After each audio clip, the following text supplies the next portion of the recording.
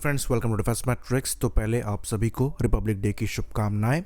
और जैसा कि हम जानते हैं, रिपब्लिक डे के दिन एक लॉट फ्लाई पास्ट कराए जाते हैं। और इस बार जो फ्लाई पास्ट है ये काफ़ी इंटरेस्टिंग था, क्योंकि ऑप सिंदूर के बाद ये फ्लाई पास्ट किया जा रहा था और इसके अंतर्गत एक सिंदूर फॉर्मेशन भी कराया गया, जिसमें रफाल, MiG-29, Su-30 MKIs और जैगुआर्स फॉर्मेशन में शामिल थे। और इसकी कुछ प्री रिकॉर्डेड फुटेज क्लिप्स भी दिखाई गई। तो यहाँ से जो सबसे इंटरेस्टिंग चीज़ आई है वो ये आई है कि एक क्लिप में जो रफाल है ये लोडेड दिखाई दे रहा है और 95% श्योरिटी के साथ ये चीज़ हम कह सकते हैं कि यहाँ मीटियोर कैरी करी जा रही है, क्योंकि जो स्ट्रक्चर है वो बिल्कुल मीटियोर की तरह है, जिसमें एयर इनटेक क्लियरली विजिबल है। और जो फ्यूसेलाज की पोजीशन है जहाँ पर ये मिसाइल लगाई गई है वहाँ पर यूजुअली रफाल मीटियोर ही कैरी करता है, और तो मीका भी कैरी करी जाती है, पर डिज़ाइन में डिफरेंस दिखाई दे रहा है।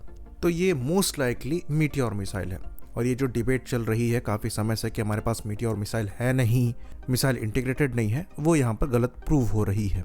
और ये चीज़ हम शुरुआत से कह रहे थे कि मीटियोर मिसाइल यहाँ पर है, क्योंकि मल्टीपल सोर्सेज द्वारा भी ये चीज़ हमें बताई गई थी कि मीटियोर मिसाइल एग्जिस्ट करती है। ऑल्दो ये बात भी सही है कि इंडिया में ये मिसाइल पब्लिकली रफाल में नहीं देखी गई है, डिस्प्ले में भी नहीं दिखाई गई है, पर इंडियन रफाल के साथ मीटियोर लगी देखी ज़रूर गई है। ये फ्रांस में क्लिक करी गई पिक्चर है जहां मीटियोर क्लियरली दिखाई दे रही है। अब सवाल ये उठता है कि ऑप सिंदूर में ये मिसाइल क्यों इस्तेमाल नहीं करी गई, क्योंकि ये चीज़ हम भी पहले से कहते चले आ रहे हैं कि ये मिसाइल जो है ये PL-15 से ज़्यादा कैपेबल मिसाइल है।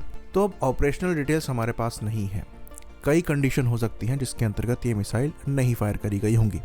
ये चीज़ हम जानते हैं कि इंडियन एयरफोर्स पहले मिलिट्री टारगेट्स को एंगेज नहीं करने वाली थी। ये चीज़ ऑप सिंदूर की ब्रीफिंग के दौरान भी कई बार रिपीट करी गई थी कि हमने मिलिट्री टारगेट्स चूज़ नहीं किए हैं। तो यहाँ पर गोल था जो चिन्हित टारगेट्स हैं उन्हीं को निशाना बनाने का, और इसलिए हमने सीड और डेड जैसे ऑपरेशंस भी नहीं चलाए। तो अगर ऑब्जेक्टिव था ही नहीं मिलिट्री को एंगेज करने का, तो अच्छी खासी पॉसिबिलिटी एग्जिस्ट करती है कि जो फर्स्ट शूट कैपेबिलिटी हमें मिलती है मीटियोर के साथ, उसको हमने यूटिलाइज नहीं किया। साथ में एक और पॉइंट यहाँ पर ऐड होता है कि जो हमारे टारगेट्स थे वो हमने सक्सेसफुली डिस्ट्रॉय किए हैं, यानी कि एयरक्राफ्ट ने जब अपनी मिसाइल्स लॉन्च करी तो उन्हें पाकिस्तान की साइड से कोई रेजिस्टेंस नहीं मिला। तो ये शोकेस करता है कि मिसाइल फायर करने तक चीज़ें ठीक चल रही थी।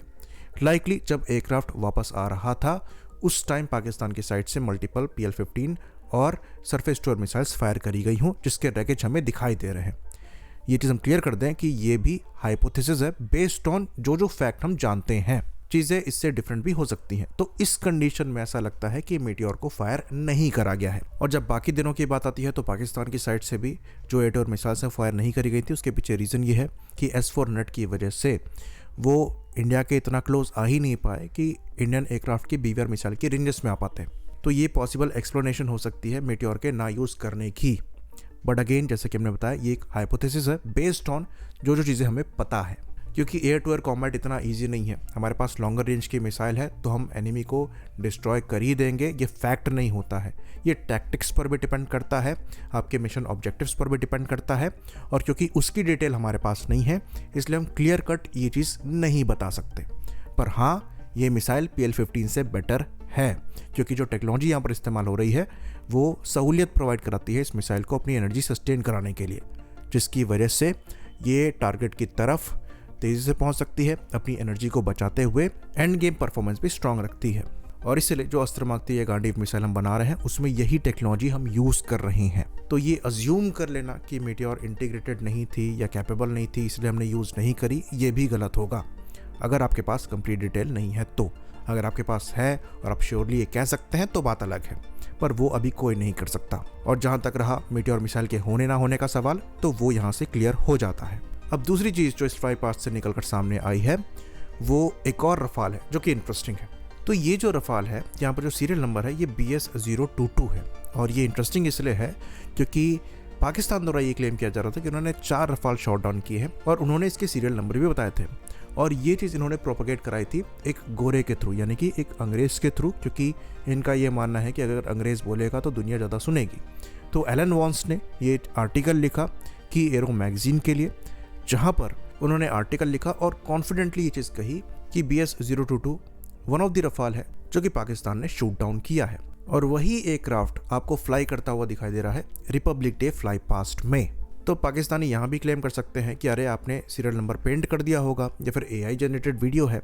तो क्लेम तो ये कुछ भी किया जा सकता है, पर रियलिटी ये है कि एयरफोर्स ने इसको स्पेशली पॉइंट आउट करके नहीं दिखाया है कि ये BS-022 फ्लाई कर रहा है या फिर ये दूसरे रफाल्स हैं जो कि पाकिस्तान क्लेम कर रहा था फ्लाई कर रहे हैं। ये तो हम लोगों ने खुद कैच किया है कि ये सीरियल नंबर है जो कि पाकिस्तान क्लेम कर रहा था। दिखाने को तो दूसरे सीरियल नंबर भी दिखाए जा सकते थे जो कि पाकिस्तान द्वारा क्लेम किए जा रहे हैं। इवन मीटियोर को लेकर कब से कंट्रोवर्सी चल रही है, लेकिन एयरफोर्स की साइड से कोई अटेम्प्ट नहीं किया गया मीटियोर को रफाल के साथ शो करने का। वो तो यहाँ पर भी हमने स्पॉट किया है और उसमें भी क्लिप इतनी क्लियर नहीं है। तो कई फैक्टर्स थे जो कि प्रूव करते थे कि मीटियोर हमारे पास है। सिप्री की रिपोर्ट में भी ये चीज़ आई थी। साथ में जो रिपोर्ट आ रही थी कि एक्स्ट्रा मीटियोर हम प्रिक्योर कर रहे हैं, वो भी शोकेस करती है कि प्रीवियसली हमारे पास मीटियोर्स थी। पर एयरफोर्स की साइड से कोई भी अटेम्प्ट किसी इन्फॉर्मेशन और डिस इन्फॉर्मेशन को प्रूव करने के लिए नहीं किया गया। इवन जब स्क्वाड्रन लीडर शिवांगी सिंह की बात हो रही थी तो उसको भी एयरफोर्स ने एड्रेस करने की कोशिश नहीं करी। वो भी बाय चांस ही निकलकर सामने आया था जहाँ पर स्क्वाड्रन लीडर शिवांगी सिंह दिखाई दी थी। तो एयरफोर्स जो है वो किसी भी तरीके की इन्फॉर्मेशन और मिस इन्फॉर्मेशन को एड्रेस नहीं करती है।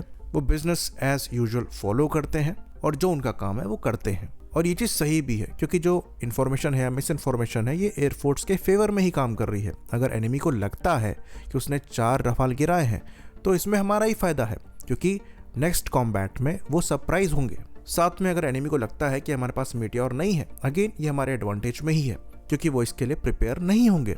तो एयरफोर्स को इस कन्वर्सेशन से फ़र्क नहीं पड़ता है, इसलिए वो आगे बढ़कर रफाल को प्रिक्योर करने पर भी काम कर रहे हैं। साथ में नेवी द्वारा भी रफाल एडिशनली प्रिक्योर किए गए। तो काफ़ी हद तक वो रफाल की परफॉर्मेंस से सेटिस्फाइड हैं, लेकिन इसका मतलब ये नहीं है कि चीज़ें परफेक्ट हैं। जैसे कि हम पहले भी एक्सप्लेन कर चुके हैं, कुछ चीज़ें हैं जहाँ पर काम करने की रिक्वायरमेंट है, जिसमें से 2 कंडीशन हमने पहले भी डिस्कस करी थी जो कि अभी नॉन नेगोशिएबल टर्म्स के अंदर रखी गई है। पहला, इंडियन वेपन इंटीग्रेशन जो कि 36 रफाल में नहीं हुआ था। दूसरा, इंडियन डेटा लिंक या फिर data link connectivity with other IAF platform जो कि अगेन 36 रफाल के साथ केस नहीं है। तो ये बड़े इश्यूज़ हैं। साथ में कुछ इश्यूज़ ऐसे भी हैं जो कि एड्रेस तो हुए थे पर समय पर हमको वो चीज़ें मिली नहीं, जैसे कि एक्सगार्ड का इंटीग्रेशन जो कि रफाल से डसॉन ने करके दे दिया था, पर इजराइल से हमें वो सिस्टम मिले नहीं जो कि ऑप सिंदूर में हम अगर यूज़ करते तो शायद इनकी इफेक्टिवनेस और ज़्यादा बढ़ जाती। तो डेफिनेटली चीज़ें परफेक्ट नहीं हैं, इश्यूज़ हैं, पर कई जो इश्यूज़ बनाए जा रहे हैं वो नहीं है। जैसे कि अवेलेबिलिटी रेट को लेकर भी सवाल उठाए जाते हैं इस प्लेटफॉर्म की कि ख़राब है, जबकि उसको प्रूव करने के लिए कोई डॉक्यूमेंट एग्जिस्ट नहीं करता, बल्कि उसके उलट इकोनॉमिक टाइम्स में ये क्लेम किया गया है कि 90% के अप्रॉक्स अवेलेबिलिटी रेट है। सेम चीज़ हेलेनिक एयरफोर्स द्वारा भी रिपोर्ट करी जा रही है और जो इम्प्रूवमेंट है ये चीज़ फ्रेंच एयरफोर्स द्वारा भी रिपोर्ट करी गई थी परफॉर्मेंस बेस्ड लॉजिस्टिक के सेटअप होने के बाद। तो ज़रूरी है कि इन सब कन्वर्सेशन में हम फैक्चुअल होकर बात करें, चाहे वो इसके अगेंस्ट में हो या फेवर में हो। कुछ पॉइंट्स को लेकर नेगेटिव परसेप्शन बनाना भी गलत है, जो जेन्युइन पॉइंट है उसको रेस करना ज़रूरी है। आई होप इन्फॉर्मेशन यहाँ पर क्लियर रही हो। इसी बात पर इस वीडियो को हम ख़त्म करेंगे। लाइक करिए, सब्सक्राइब करिए। जय हिंद।